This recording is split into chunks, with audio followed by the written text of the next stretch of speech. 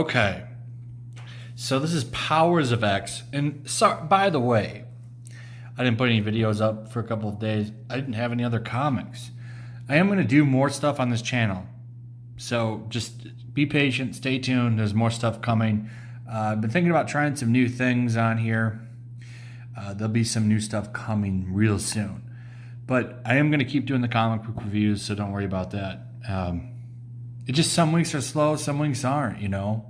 I'm not really into just going and looking for books to roast anymore. I generally just grab books that I'm interested in, and some I consistently are. Occasionally if something big comes like Vampirella, right, you know, I'll pick that up, but I'm not into like reviewing every single book out there because, to be honest, most books are pretty terrible.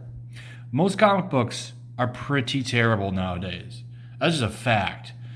I used to read a lot more when DC was good, and now DC has just kind of become this big, dark, ominous place. Like, everything's got to be dark.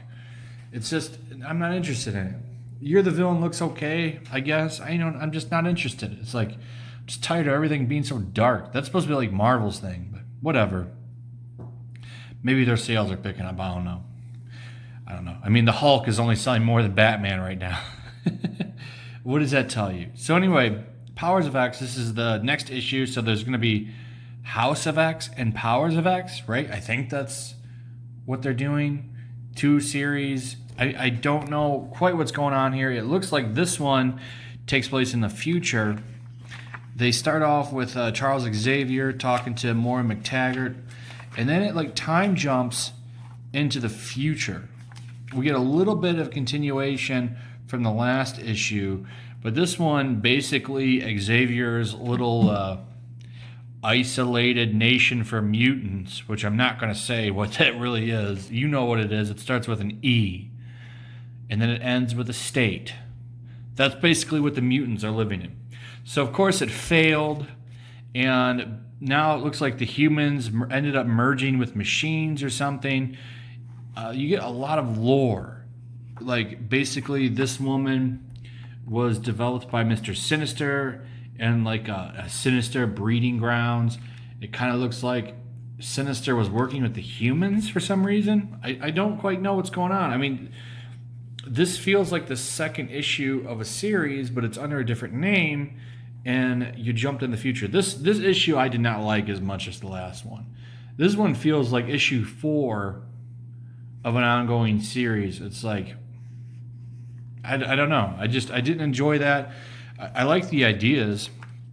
There's some really cool ideas set up here. So this is a Nimrod, and he's like the leader, and he's like talking to this woman that they captured, and he's like, I'm very sorry for what I'm about to do to you. I'm going to put you in this tube, and you're going to decompose over time and become nothing but data.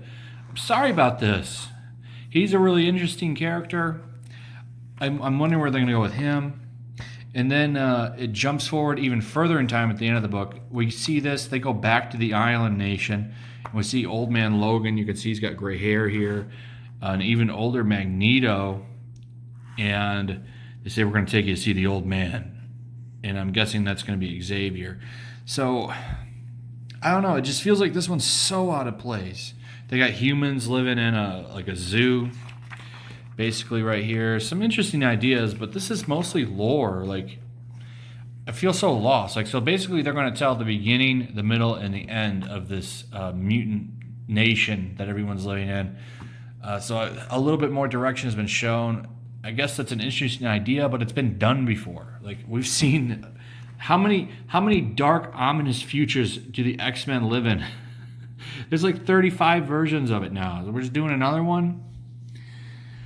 I'm still on board. I want to see where it goes, but this one just feels off compared to the last one to me. That's my opinion.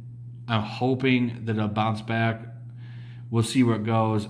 I'm interested enough in what happened, though, to keep going. I just feel like this one was off compared to the next one. Hopefully the next issue will clear things up a little bit better. And then, by the way, look. General Hux, written by Tom Taylor. Now this I'm going to grab, and it's going to be fun. We're going to destroy this book. Any Tom Taylor book, I'm going to grab this one too. Tom Taylor's Collar and Leash are taken off at Marvel. And he is allowed to put his whole Orange Man Bad agenda on display over there. I generally have a good time destroying his comics because they're freaking terrible.